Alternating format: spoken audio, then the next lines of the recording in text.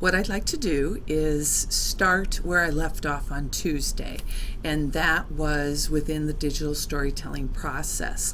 I shared this with you because this is how I see digital storytelling happening in the classroom. Okay, when you think about using this type of technology, what is the process that you have to take students through in order to do it? You guys, it just doesn't happen naturally. It's almost like a pedagogical approach to teaching, because there is a lot of preparation in order to do it. So like I said, the first part is kind of where you guys are right now, and that is coming up with an idea. It says they're writing a proposal, but just kind of coming up with the idea. Once you have your storytelling idea, this will become a lot easier, because you'll be able to tell it and kind of lay it out. So that's step 2 that's highlighted here as well. Research, explore, and learn. Now, you might not have to do as much learning and those kinds of things with your topic, because we asked you to do a personal story. And so within that personal story, that could be, you probably already know the information around that, but you will probably have to maybe do a little research, find your pictures, those kinds of things, and that will come up later. But think about it in a classroom. If I was doing about a content topic or a story or something like that, this step 2 is very important for students. So just always keep that in mind.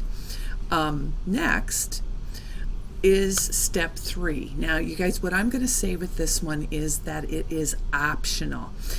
If you remember the video that I showed you on Tuesday, one of the things that it talked about was writing a script.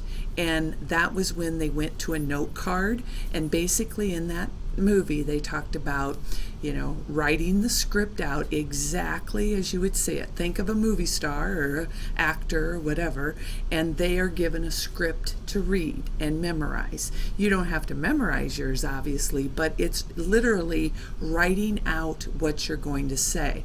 I would really encourage you to do that, okay? And I would do that in the classroom.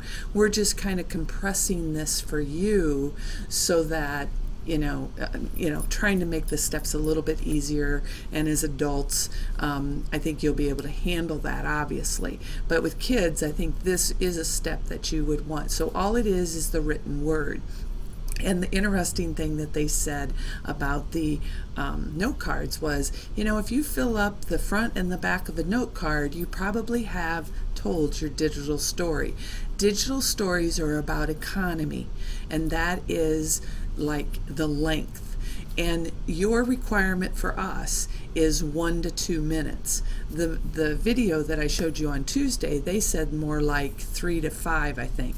That's a little bit long at times. So again, for you, for the purpose of this class and so forth, we're just talking 1 to 2 minutes. So if you're not writing pages and pages and pages to this story, you are literally writing kind of a note card's worth, and you'll have your script. Okay, so think about that and how you want to use this.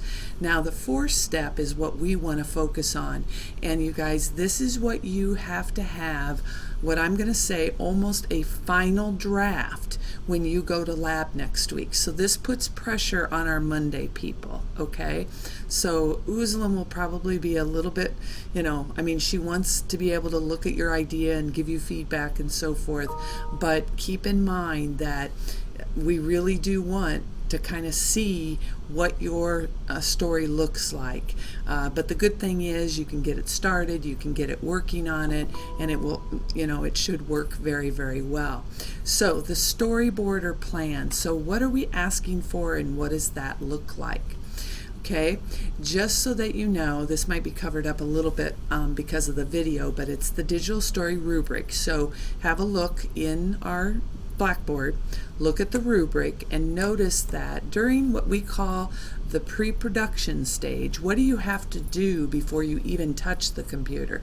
And this is important, you guys, because in a classroom, you want students to think of the writing, the brainstorming, the gathering of resources, all those kinds of things happens before they even touch the computer, so that when they touch the computer, it's very efficient and they're ready to go, okay? But we just want to note that 10 points of your rubric kind of exist now, okay? So you need to bring a copy or show a copy of your finished storyboard when you go to lab next week, okay? Now, you'll be able to tweak it a little bit and those kinds of things after you meet with your lab instructor and you've had ideas or maybe changes and so forth. But we want this pretty well done next week so that, yes, now you can get on the computer and start. So I just want to alert you, you are getting points for bringing this finished to lab next week, okay? So what do you have to bring? Okay, what we call a storyboard. You guys, as I highlighted in the intro, you'll see that we have the resources posted, and within the resources there's templates of storyboards. Now some of you will want to just print sheets out and physically write them, or draw them and those kinds of things, okay? That's fine. Bring those sheets with you and you can hand them in paper copy, okay? Those of you that want to use a digital copy, you just keep copying it, paste, paste, paste, and as many as you need to finish your script. Okay, there's really not, it kind of depends, you guys, with a digital story. For a 2-minute digital story, you might have 10 or 15 of these. I don't know. It just depends how often are you going to switch the pictures, okay? I think you want to switch them you don't want to watch a picture for the whole 30 seconds, or something like that. So you'll kind of pace it. But basically on these storyboards, this is what it looks like. The visual, what do we see, what's going to be up on the screen, and then what are you going to be saying? So either if you're going to do electronic, you type it out. If you're not, write it out, okay? Note the time. I have a time document there. That's how long does it take you, how long are you going to show that? And then if you have times on each of those, when you add them up, then you kind of have an idea of the length of your story. Don't forget your title slide, okay? Always have a title slide, maybe an ending slide, and then what is the meat in between. Notice sources used. So if you get an image from the internet, put those citations right there. We do ask for a list of references as well, but if you take them right away, then you can just copy and paste them to the whole list and so forth, okay? So this is like one screen of the storyboard, and then when you switch when you switch the picture, you make another one, and then you just keep going until your whole story is told, basically on the storyboard. So you can see why this is different from a script. The script is just the text written as a letter almost. This breaks it up. What am I going to see? What am I going to hear? And it documents where I got it.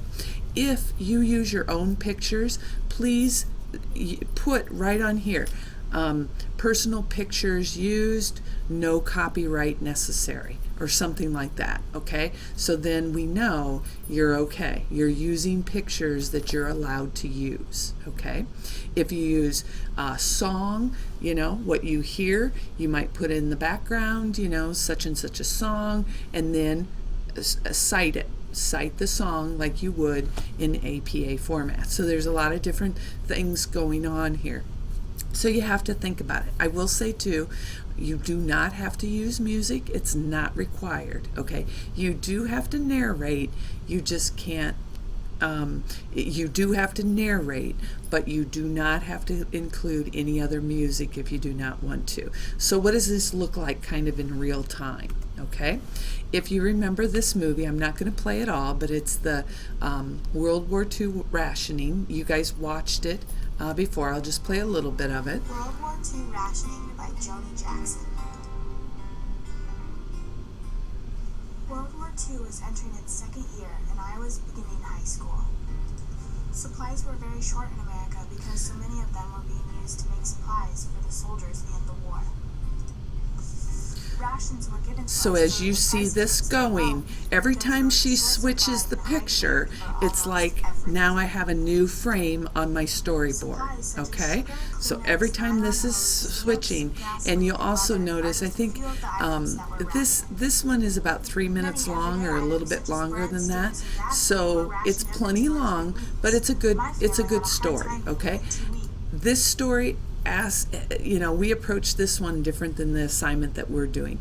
She did it from a perspective of her grandmother and on a content area topic, World War II rationing. Okay, all we're asking you to do is more like the examples I've shown you so far, and that is just a personal story, and a personal story that you want to share, and hopefully you're creative with it. So what does that look like now in the storyboard? Okay, so if I look at that, here's what her storyboard would look like. This is her title slide. What do we see? World War II Rationing by Joni J. Okay, that's all you need. And then what did I hear? She said that, and it took about 5 seconds. Here she didn't cite any sources because it's just all text, right? There's really nothing going on. Now, there is music in the background of hers, but that music is coming directly from iMovie. And so if you're using their iMovie and the sound effects there, you do not have to. Now, if you do it in GarageBand, you might, even then, it's really not a reference. It's just built into the system, and you can use it. Okay, now, so that's the first screen. Then the second screen was like this. We saw this picture. This is what she said. It took 6 seconds, and then she put the source APA format right there.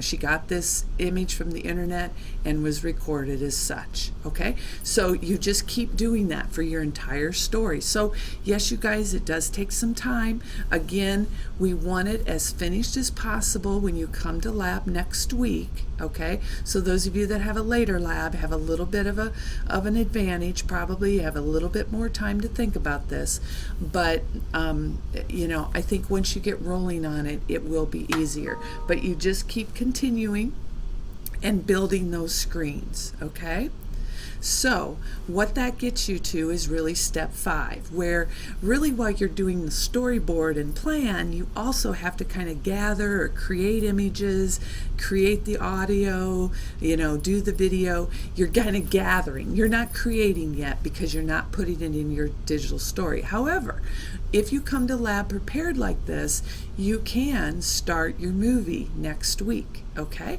so keep that in mind, and I think you'll get along great.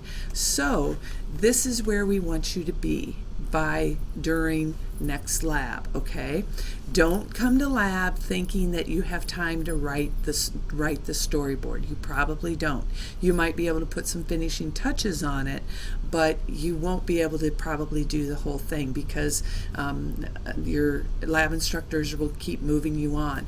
But by the time you leave lab next week, you're kind of going to be through step 5 in this process. Okay, so that's a storyboard.